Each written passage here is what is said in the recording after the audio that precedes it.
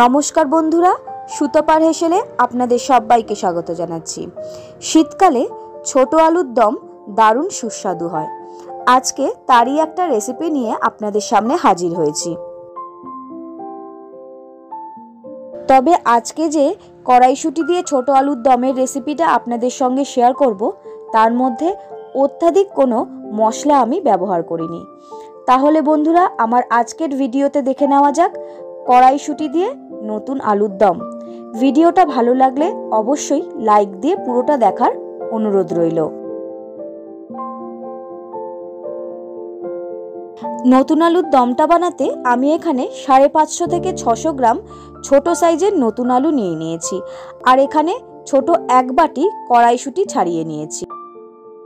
এবার নতুন আলুগুলোর গায়ে যে পাতলা খোসাটা থাকে সেটা হালকা আমি পরিষ্কার করে নিয়ে আলুগুলো ধুয়ে নিয়েছি। এবার সবটা আলু আমি প্রেসার কুকারের মধ্যে দিয়ে পরিমাণ মতো জল দিয়ে দিলাম, আর 1 চামচ নুন আমি ওপর থেকে দিয়ে দিলাম। এবার প্রেসার কুকারের ঢাকনাটা দিয়ে আমি প্রেসার কুকারটা একটা সিটি দিয়ে নেব। নতুন আলুর দমটা বানানোর জন্য আমি একটা স্পেশাল ভাজা মশলা তৈরি করে নেব। এখানে একটা কড়ার মধ্যে আমি 1 চামচ গোটা জিরে, 1/2 চামচ গোটা ধনে, 4 থেকে 5টা এলাচ, 3-4টে শুকনো লঙ্কা আর একটা দারচিনি স্টিক দিয়ে দিলাম। এটাকে আমি শুকনো খোলায় খুব ভালো করে একটু নাড়াচাড়া করে নিয়ে ঠান্ডা করে নেব, তারপর মিক্সার গ্রাইন্ডারে গুঁড়ো করে নেব। এখানে আমি নতুন আলুর দমটা বানানোর জন্য একটা মিক্সির জারের মধ্যে 3 থেকে 4 টুকরো আদা, 4-5টা কাঁচা লঙ্কা আর 2টো একদম ছোট সাইজের টমেটো 2 ফালা করে নিয়েছি, সেটা নিয়ে নিলাম। খুব অল্প পরিমাণ জল দিয়ে একটা মিহি পেস্ট আমি তৈরি করে নেব।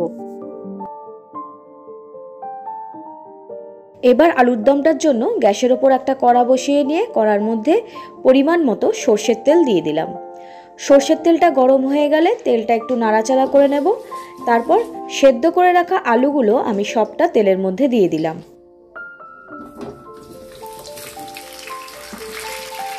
সামান্য নুন আর হলুদ দিয়ে আলুগুলো আমি হালকা লাল করে ভেজে নেব।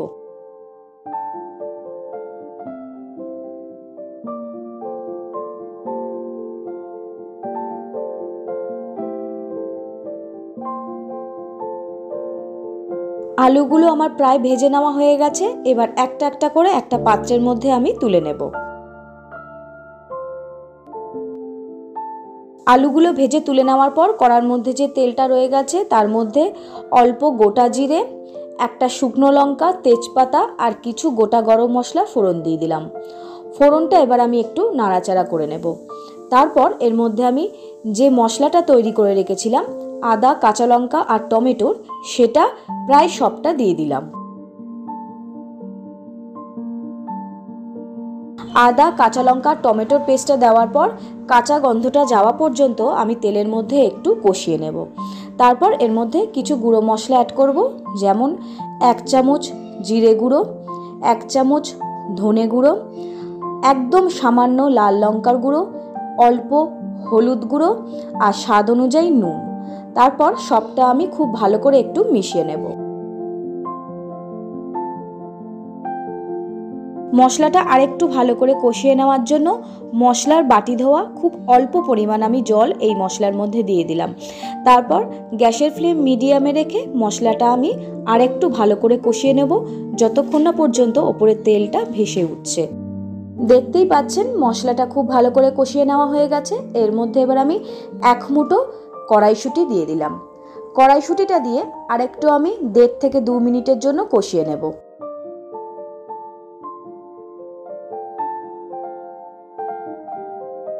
কড়াইশুঁটিটা একটু কষিয়ে নেওয়ার পর ভেজে রাখা আলুগুলো এবার আমি দিয়ে দেব। তারপর আলুটাও আমি সবটা মশলার সঙ্গে একটু 3-4 মিনিট কষিয়ে নিয়ে গ্যাসের ফ্লেম একদম লো করে দিয়ে কড়াটা 5-7 মিনিটের জন্য ঢেকে দেব। আপনারা এখানে দেখতেই পাচ্ছেন এই নতুন আলুর দমটায় আলুগুলো কিন্তু আমি একেবারে এরকম গোটাই রাখবো, সেই জন্য একটু ছোট সাইজের আলু আমি ব্যবহার করেছি। আর দেখুন এখানে এই আলুর দমটা আমি একটু ড্রাই আলুর দমই করব। আলুটা একটু নাড়াচাড়া করে নিয়ে এবার এর মধ্যে আমি পরিমাণ মতো জল দিয়ে দেবো। তারপর সবটা আরেকটু ভালো করে মিশিয়ে নিয়ে গ্যাসের ফ্লেম লো থেকে একটু হাই করে দিয়ে আমি কড়াটা আবারও প্রায় 4-5 মিনিটের মতো ঢেকে দেব।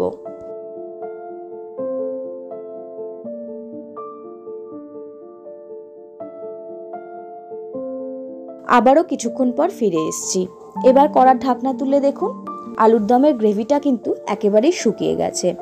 এবার ওপর থেকে আমি কিছুটা ফ্রেশ ধনেপাতা ছড়িয়ে দিলাম। তারপর একটু ভালো করে নাড়াচাড়া করে নিয়ে যে ভাজা মশলাটা আমি তৈরি করে রেখেছিলাম সেটা 1 চামচের মতো ওপর থেকে ছড়িয়ে দিলাম। দিয়ে আলুর দমটা খুব ভালো করে আরেকটু নাড়াচাড়া করে নিয়ে আমি গ্যাসটা অফ করে দেব। দিয়ে কড়াটা ঢেকে কিছুক্ষণের জন্য স্ট্যান্ডিং টাইমে রেখে ফিরে আসছি। নতুন আলুর দমটা কিছুক্ষণ স্ট্যান্ডিং টাইমে রাখার পর ফিরে এসেছি। দেখুন বন্ধুরা, শীতকালে গরম গরম কড়াইশুঁটির কচুরির সাথে এই নতুন আলুর দমটা আমি সুন্দর করে আপনাদের সামনে পরিবেশন করে দিলাম। আশা করি কড়াইশুঁটি দিয়ে এই নতুন আলুর দমের রেসিপিটা আপনাদের ভালো লেগেছে।